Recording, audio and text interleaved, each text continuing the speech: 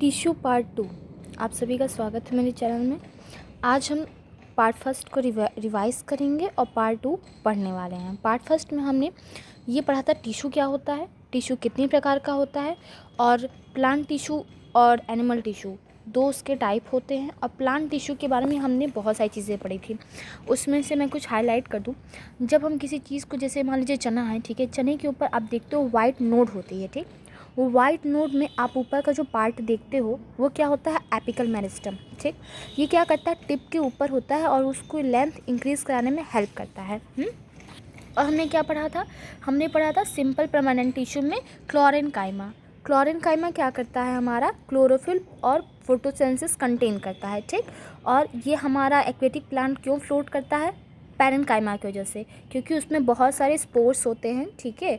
और वो पैरेन्काइमा को क्या हम लोग एरेन्काइमा भी कहते हैं, ठीक। और क्या हमने स्क्लेरेन्काइमा पढ़ा था। स्क्लेरेन्काइमा क्या करता है, टफनेस देता है प्लांट्स को, ठीक। और हमने क्या पढ़ा था, एपिडर्मल लेयर पढ़ा था। एपिडर्मल लेयर्स क्या करता है, वो आउटर कोटिंग होती है प्लांट की, ठीक। और हमने क्या पढ़ा था, कॉम्प्लेक्स परमानेंट टिश्यू पढ़ा था, जाइलम एंड फ्लोएम, ठीक।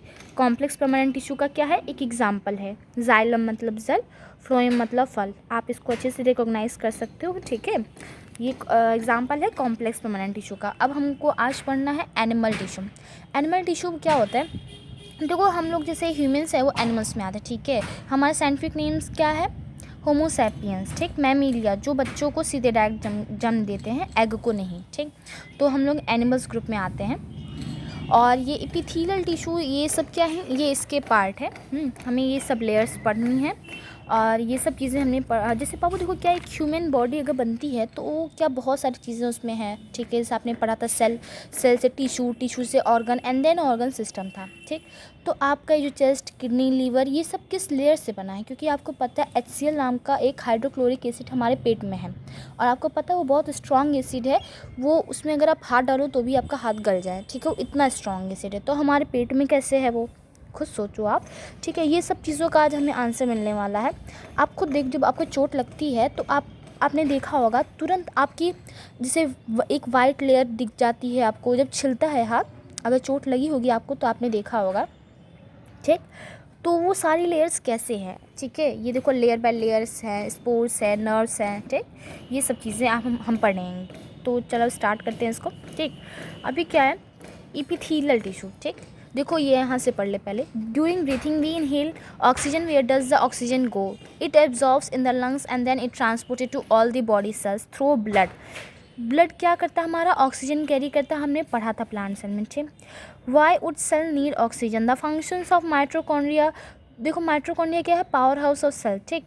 आपने पढ़ा है ATP, वो सब हम पढ़ेंगे, ठीक। We study earlier provide a clue this question, blood flows a carry various substances from one part of the body to other.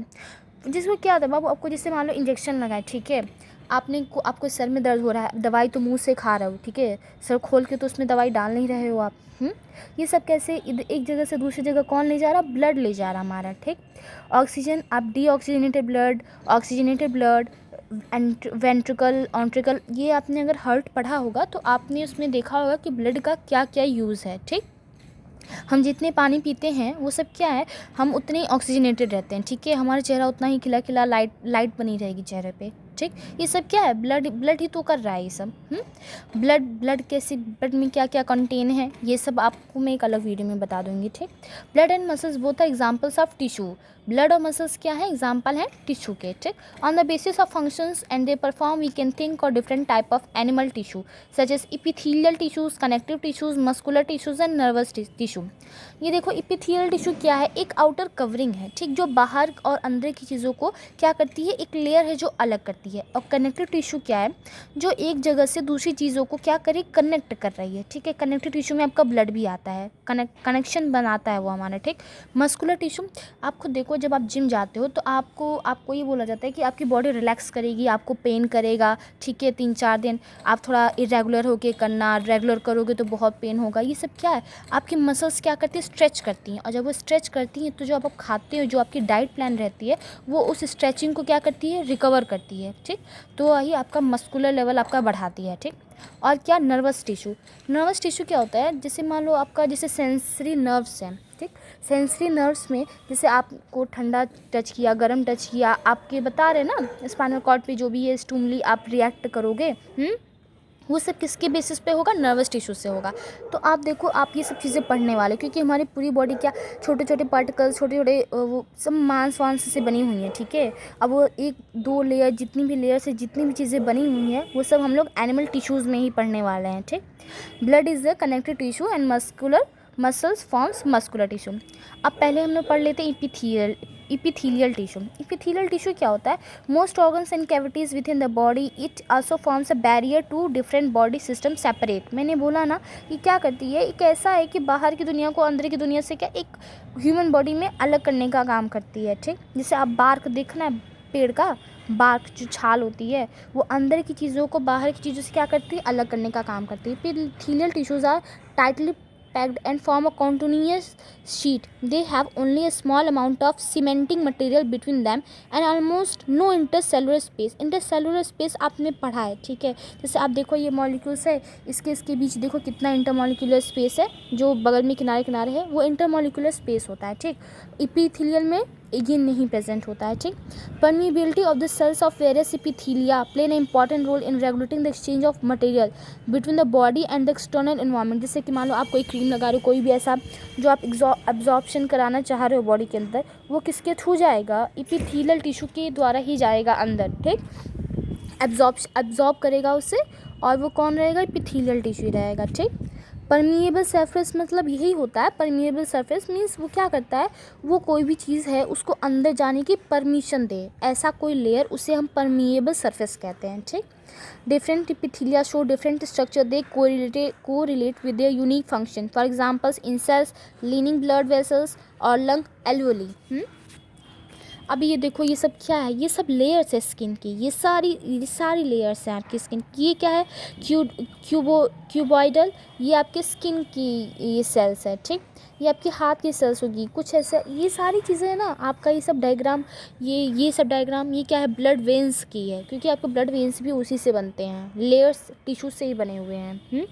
Simple squamous epithelial cells are extremely thin and flat, a form of delicate lining. And esophagus and the lining of the mouth are also covered with a squamous epithelial. The skin which protects the body is also made of squamous epithelial. Skin epithelial cells are arranged in many layers to prevent wear and tear, since they are arranged in pattern of layer. The epithelial is called stratified squamous epithelium. ये क्या है ना, एक अच्छे से क्या layer बना के रखती हैं, ताकि आप खुद देखो, अगर क्रैकिंग ऑफ स्किन होता है, ठीक है, और क्रैकिंग ऑफ स्किन हटाने के लिए हम लोग क्या यूज़ करते हैं? विटामिन B6 का यूज़ करते हैं, ठीक है। आप ये देखो, इसमें मेरा मतलब यहाँ पे ये है ना लाइन टू लाइन बताने का, कि आपको कोई डाउट ना रहे, ठीक। और ये NCERT से ज़्यादा कोई VIP बुक है नहीं मेरे ख्याल से। अभी मैं आपको अगर और कोई मटेरियल लेके पढ़ाऊँ, ठीक है, तो वो मे भी आपको शायद अट्रैक्ट करे, बट इससे ज़्यादा कोई अट्रैक्शन वाली चीज़ मेरे को नहीं लगती है जो आपके एग्ज़ाम में यूज़फुल हो और आपके लिए बहुत ही मतलब बेनिफिशियल है। अगर NCERT से आप पढ़ रहे हो तो फिर कोई प्रॉब्लम ही नहीं है, ठीक है। कोई गवर्नमेंट एग्ज़ाम हुआ, कोई UPSC का एग्ज़ाम है, ठीक है, आपके 9th लेवल की जो बेसिक है आपका, वो एटलीस्ट कंप्लीट हो जाएगा, ठीक है। आपको बार बार 2-3 वीडियो नहीं छाननी पड़ेगी। देखो, when observation secretions occurs in the inner lining of intestine, tall epithelial cells are present. ये सब क्या बता रहे हैं? हेयर लाइक प्रोजेक्शंस होता है, आउटर सरफेस होता है, ये उसके डायग्राम को बता रहा है, ठीक है। क्यूबैडल एपिथेलियम क्या होता है? सलाइवरी ग्लैंड्स में प्रेजेंट होता है, किडनी ट्यूबलेस में प्रेजेंट होता है। अब कनेक्टिव टिश्यू की बात करें तो ब्लड हमारे क्या है? एक एग्जाम्पल है कनेक्टिव टिश्यू का, ठीक। Blood is a fluid, liquid matrix called plasma in which red blood corpuscles, white blood corpuscles and platelets are suspended. The plasma contains proteins, salt and hormones. ठीक, blood हमारा क्या example है? वो white blood cells WBC contain करता है। अब bone कैसा example है? कनेक्टिव टिश्यू का, ठीक। आपको देखो, हमारी जो हड्डी है वो क्या, 2 बोन और 2 बोन्स अगर जुड़ी रहे तो उसे क्या बोलते हैं? देखो यहाँ पे 2 bones can be connected to each other is called ligament, ठीक। अब वो भी एक कनेक्टिव टिश्यू का एग्जाम्पल है। अब यहाँ पे ये देखो एरियोलर क्या है? स्किन और मसल्स के बीच में जो लेयर होती है उसको क्या बोलते हैं? एरियोलर, ठीक है। ये आपके मतलब ऑब्जेक्टिव में आ सकता है। अभी मस्कुलर टिश्यू देखो, इसमें कोई इतना नहीं है, जो था मैंने बता दिया, ठीक। और ये आपके डायग्राम से मे बी आपके अगर डायग्राम आते हैं एग्जाम में तो आप ये इसको बना देना, ठीक। मस्कुलर टिश्यू जो मैंने बताया स्ट्रेचिंग है, ये देखो ये जो है ना, ये सब क्या है आपके मस्कुलर टिश्यू के एग्जाम्पल्स हैं, ठीक। कि हमारी जो मसल्स होती हैं, हाथ की मसल्स क्या होंगी, ऐसे बाहर की मसल्स क्या होंगी, ये उसी का डायग्राम है। देखो smooth muscles, cardiac muscles, striated muscles, these muscles are also called skeletal muscles as they are mostly attached to bones and helps in the body movement. Under the microscope, the muscles show alternate light and dark bands of striations when strained apparently. As a result, they are also called strained muscle. Striated muscles, the cells of each tissues are long, cylindrical, unbranched and multinucleate, having many nuclei. आप ये देखो कितने सारे nuclei इसमें सारे presents हैं, multi nuclei होते हैं, कुछ राउंड शेप में होते हैं। तो ये उसके स्ट्रक्चर की बात किया है, ठीक है। जो मैंने आपको बताया था स्ट्रक्चर स्मूथिंग वाला, ये वही चीज़ें हैं, इसमें कोई बहुत बड़ी चीज़ नहीं है, आपको ध्यान रखनी। The involuntary muscles are called cardiac muscle. Involuntary muscles को क्या बोलते हैं हम? कार्डियक मसल्स कहते हैं, ठीक। नर्वस टिश्यूज़, देखो ये आपको न्यूरॉन का डायग्राम बनाने को आता है, ठीक है। ये इसकी जो निकले हुए हैं रूट्स टाइप के, वो उसको डेंड्रिक कहते हैं, और एक्सॉन इसके बीच की जो पार्ट है उसको एक्सॉन कहते हैं, ठीक। नर्व एंडिंग, यहाँ पे देखो नर्व एंडिंग हो रहा है, ये क्या है? हमारे दिमाग में पाए जाते हैं। और नर्व की स्टडी को क्या बोलते हैं? न्यूरोलॉजी, ठीक। देखो a cells possesses the ability to respond stimuli, जो भी हम ठंडा गर्म कुछ भी अगर फील कर रहे हैं तो ये किसके थ्रू हो रहा है? नर्वस टिश्यू की हो रहा है। अगर आपके अंगूठे पे अगर कोई भी अगर आपको टच कर रहा है कहीं पे भी पूरे बॉडी में, अगर आपको वो चीज़ पता चली तो उसका रिस्पॉन्सिबल क्या है? नर्व टिश्यू, ठीक। वो हमारे पूरे बॉडी में एकदम जाल की तरह बिछा हुआ है। The brain, spinal cord and nerves are composed of the nervous tissues. The cells of the tissues are called nerve cells or neurons. क्या बोलते हैं इसे? न्यूरॉन्स बोलते हैं, ठीक। A neuron consist of cell body with nucleus and cytoplasm. इसमें क्या क्या होता है? न्यूक्लियस होता है, साइटोप्लाज्म होता है, और long hair like parts arises. देखो ये हेयर लाइक पार्ट्स क्या होते हैं? इसके पास होते हैं, ठीक। Usually each neurons has a single long parts processes called the axon. इसके पास क्या होते हैं? इससे बॉडी पार्ट्स में इसके क्या होते हैं? एक्सॉन होते हैं, and many short branched parts. इसके बारे में आपको क्या मतलब एग्जाम में क्या आएगा? न्यूरॉन्स आ जाएगा, ठीक है। तो न्यूरॉन्स में आप ये डायग्राम बना देना, इसके बारे में लिख देना, ठीक। और कुछ नहीं है, ये जो चैप्टर था हमारा यहीं पे एंड होता है। आप बस क्या करना, एक्सरसाइज अगर आपको चाहिए होंगे तो मैं एक्सरसाइजेस भी करवा दूँगी, ठीक है। अब ये डेफिनेशन टिश्यू मैंने पढ़ाया ही है, ठीक। फंक्शन ऑफ कार्डियक मसल आपको पता है क्या होती है? इन्वॉल्वेंट्री मसल्स होती है, अभी आपने यहाँ पे देखा, ठीक है। इन्वॉल्वेंट्री मसल्स होती हैं, ये आप इसको पढ़ लिया करो, ठीक है। ये आपके सारे एग्ज़ाम्स में हेल्पफुल होगा। अगर कोई प्रॉब्लम आती है वीडियो में तो आप मेरे को बता देना, ठीक है। मैं उसको थोड़ा सा आगे से थोड़ा ध्यान दूँगी, ठीक है। और कंटेंट में आपको इसमें कोई प्रॉब्लम नहीं पाओगे, ठीक है।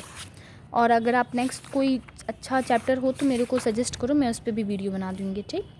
अगर वीडियो अच्छा लगे तो शेयर किया करो, ठीक है, और उसको सब्सक्राइब कर लो। और कोई प्रॉब्लम हो तो आप कमेंट बॉक्स में बोल दिया करो मुझे, ठीक। Okay, thank you, bye bye.